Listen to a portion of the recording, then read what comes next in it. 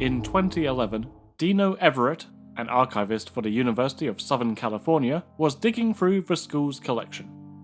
Much to his surprise, he stumbled upon an equipment receipt for a short film titled Captain Voyeur, leased by a student named Carpenter.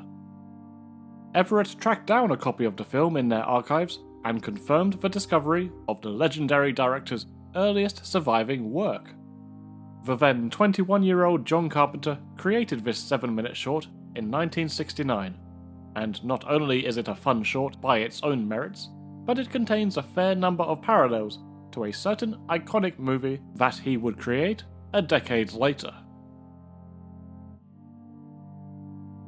Captain Voyeur opens with a handwritten quote. Obviously, students in the 60s didn't necessarily have the budget or resources for fancy title cards, but the scribbled hapdash nature matches the tone of the quote's message, not to mention its accredited source.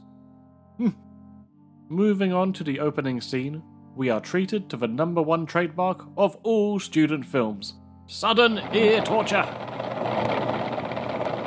We are also introduced to a rather dull environment inhabited by a rather dull man. His mundane existence perks up as his gaze is drawn to a young woman. And who can blame him?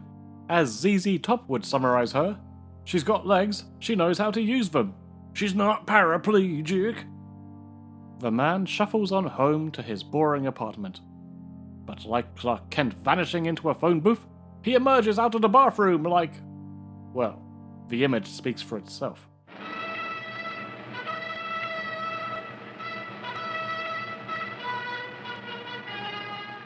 After donning this costume, he does not seek to save people in distress or tackle crime. No. He becomes a peeping Tom to end all peeping Toms. He starts the night with a warm-up, observing through a telescope in the safety of his own home. The itch is too much, so he ventures out into the streets to peep up close. What follows is a montage of Captain Voyeur spying on what others do behind closed doors, once their polite societal masks have slipped, as the opening quote alluded to. He sees some questionable things, with the short film often being just one well-timed springboard sound effect away from turning into a wacky 70s sex comedy. Adventures of a Carpenter! We've got a couple who don't mind being watched, which funnily enough bores him. There's a whipping good time, and this man doing some extensive laundry. He's got pegs. He knows how to use them. Jokes aside, it's an interesting, if simple, characterization of our protagonist. Unlike everyone else, he must put on the mask to become his true self and engage in his more primal urges. The film concludes as curiosity gets the better of him, and he's caught, swiftly suffering the consequences.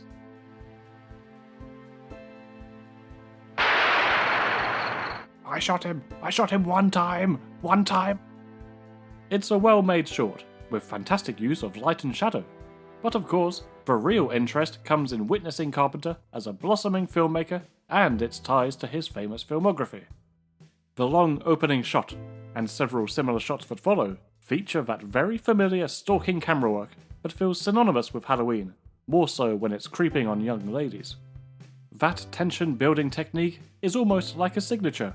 Right away you can tell this is a Carpenter film, which is pretty impressive. The themes of voyeurism itself are very present throughout Halloween, and the movie he made right before that, Someone's Watching Me, which also involved telescopes as a motif. On top of that, you've got a masked villain prowling around, who puts big glasses on over his mask, and we cut to his POV, laden with heavy breathing.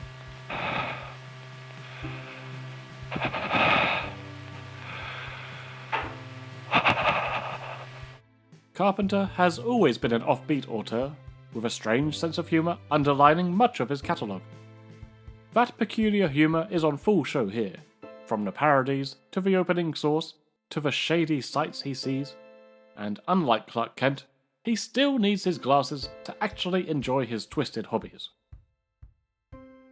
Captain Voyeur is somewhat overshadowed by another short he worked on during his tenure at USC, working with Halloween alumni Nick Castle. He provided co-writing, editing, and composing duties for The Resurrection of Bronco Billy, a western tale that was surely inspired by his own lifelong love of Hawks and Ford movies and American mythology. Bronco Billy ended up winning the Academy Award for Best Short Film, a significant achievement and push for his career.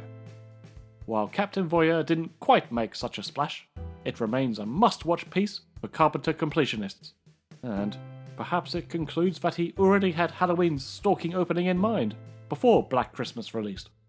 Maybe.